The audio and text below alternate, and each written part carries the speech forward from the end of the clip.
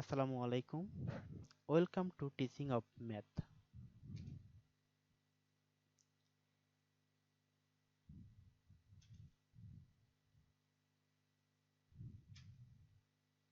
আজকে আমরা আলোচনা করব তিন ক্রমিক ম্যাজিক বর্গ সংখ্যার গঠন নিয়ে। দেখতে পাচ্ছেন আপনারা এখানে ক ক্রমিক ম্যাজিক বর্গ সংখ্যার সূত্র হলো ক ইন্টু ক স্কয়ার প্লাস 1 ডিভাইডেড বাই 2। এখন আমরা এটা নিয়ে ম্যাজিক বর্গ সংখ্যা গঠন করব। তার জন্য আমার 9টি বর্গক্ষেত্র গঠন করা হলো। ছোট ছোট 9টি বর্গক্ষেত্র গঠন করা হলো। এখন আমরা এখানে যেভাবে সংখ্যা 1 থেকে শুরু করে 9টি সংখ্যা বসাবো, বসানোর পরে দেখব যেভাবে আমরা যোগ করি না কেন আমাদের যোগফল 15 হবে। তাহলে সেই হিসাবে আমরা বসিয়ে দেখতে পারি। প্রথমে আমরা 1 কে সিলেক্ট করব, সে কোন ঘরে বসবে।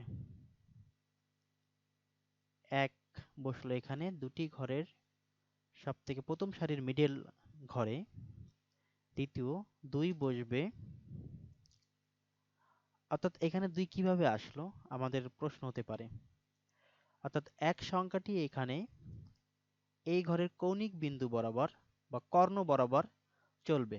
অর্থাৎ 1 এর এখানে কর্ণ বরাবর যখন চলবে, অর্থাৎ 1 এর পরবর্তী সংখ্যা 2, সেটা অবশ্যই পরবর্তী ঘরের লাস্ট ঘরে চলে আসবে। এখন এখানে 2, সেহেতু 3 কোথায় হবে এটাও আপনাদের মনে বা ধারণা হতে পারে। যেমন 2 এখানে কর্ণ বরাবর যদি হয়, তাহলে 3 হবে ঠিক এর উপরের ঘরের প্রথমে। একটু দেখলে বুঝতে পারবেন। এই যে এখানে 2 এখানে ছিল, অর্থাৎ 3 হবে ঠিক তার উপরের ঘরের প্রথমটি। এরপরে 4 দেখব আমরা। 4 হওয়ার কথা ছিল এখানে 3 এর, অর্থাৎ কৌণিক বিন্দু বরাবর, কিন্তু এখানে 1 যেহেতু আগে থেকেই ফিল আপ আছে, সেহেতু আমার 3 এর পরবর্তী 4 বসবে তার ঠিক সেম নিচের ঘরে। এবং পরবর্তী কর্ণ বরাবর যদি হয় 5 এখানে হওয়ার কথা, ঠিক তেমনই বসছে। এবং 6 কৌণিক বিন্দু বরাবর এই যে এখানে বসছে। এবং পরবর্তী যেটা 7 হওয়ার কথা ছিল, এখানে যদি কর্ণ বরাবর হয় 7 হওয়ার কথা ছিল পরবর্তী ঘরে এখানে।